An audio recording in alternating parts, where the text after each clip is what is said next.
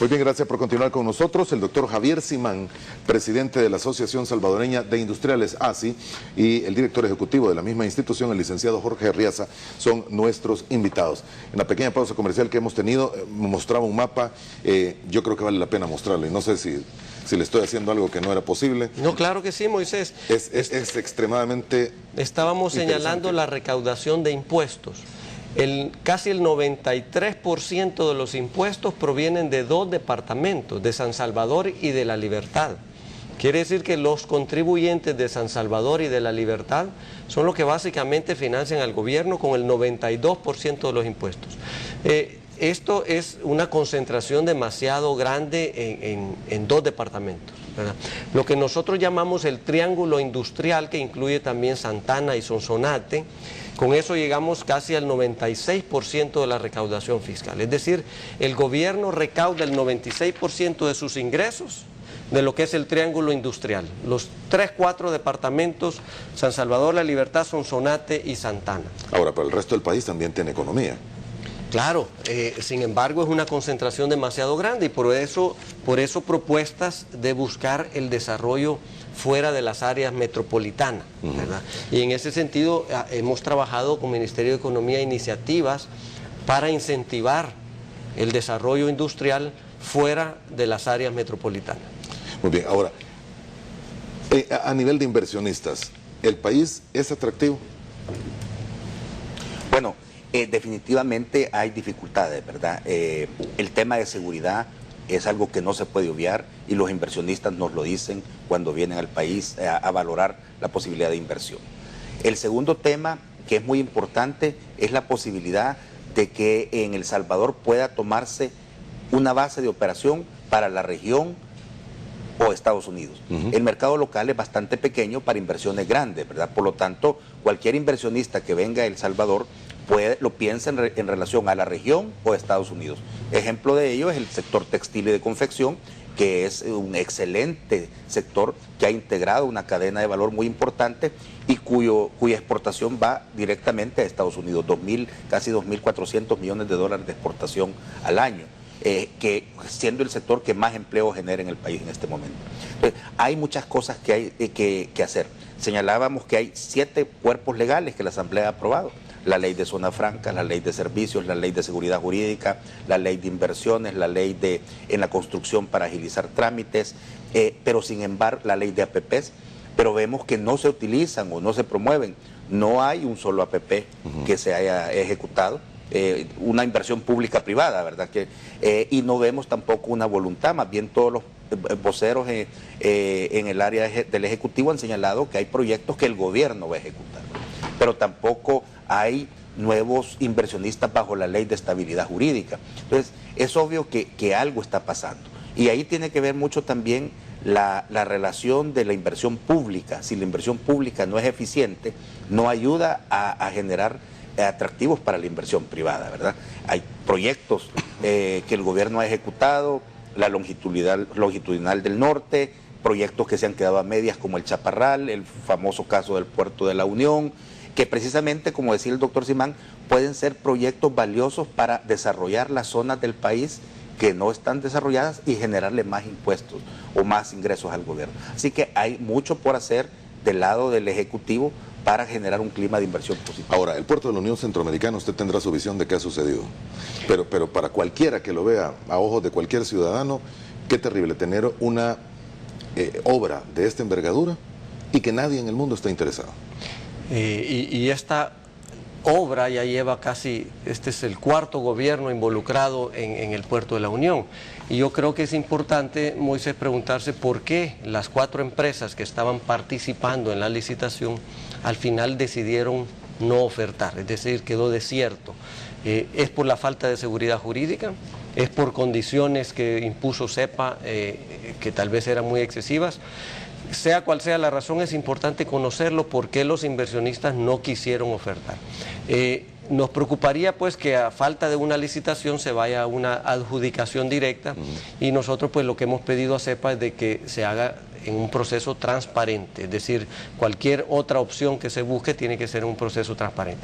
Y algo a agregar, Moisés, a lo que dice Jorge, desafortunadamente hay dos temas que alejan a los inversionistas. Uno es la inseguridad jurídica. Cuando tú ves al gobierno y a la asamblea peleando con la sala de lo constitucional, tú te preguntas si en este país pues tú vas a tener acceso a la justicia en el momento que a ti te violen tus derechos. Y eso es muy importante para cualquier inversionista extranjero. Lo primero que quiere saber es si vivimos en un estado de derecho, en un país donde se respeta la ley, donde los funcionarios son los primeros en respetar la ley. Pero cuando un inversionista ve que el propio presidente está atacando a la Sala de la Constitucionalidad por admitir una demanda igual a la que él presentó varios años antes, entonces eso no deja de generar incertidumbre.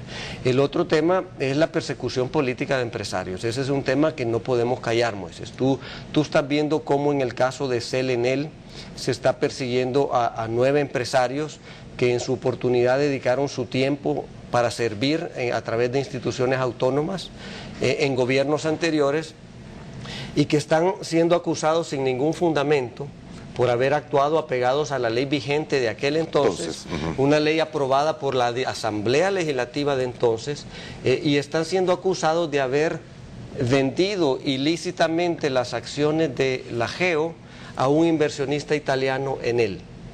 Curiosamente, el mismo fiscal y el mismo gobierno se sentó con Enel en Washington, reconoció que Enel era el legítimo propietario del 36% de las acciones de la GEO y le pagó $280 millones. Entonces, es totalmente incongruente que por un lado el fiscal compró las acciones legítimamente en posesión de Enel y por otro lado quiere acusar a estos empresarios de habérselas vendido a Enel en forma ilegal.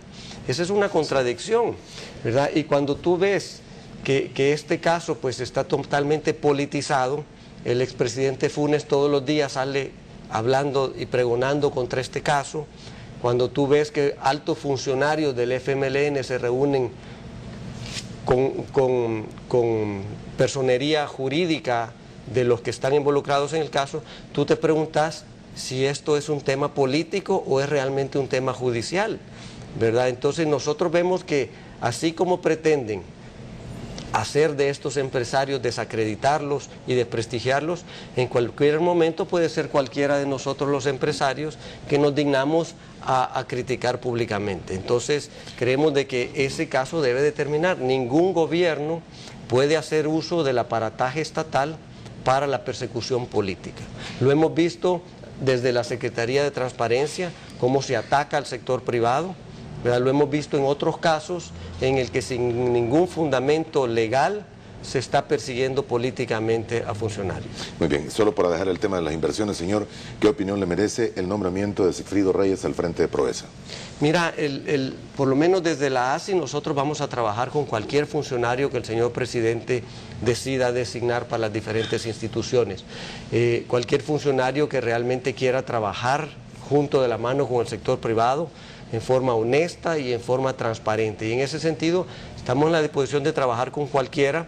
Sí quisiéramos pedir de que ese tema no se vaya a politizar, es decir, Sigfrido Reyes es un funcionario público, es un funcionario que tiene una carrera política, que en los medios pues ha sido altamente cuestionado recientemente, y esperaríamos de que eso no vaya a contaminar la labor que hacemos conjuntamente en Proesa, el presidente de Proesa con el sector privado para promover las exportaciones y las inversiones. Ese es un trabajo puramente técnico de promover al país, implica trabajar juntos y esperaríamos de que no se politice la institución, sino que podamos trabajar de la mano. Las declaraciones del presidente, y volviendo al tema anterior, las declaraciones del presidente que se dieron el fin de semana anterior, ¿lo consideran un exabrupto?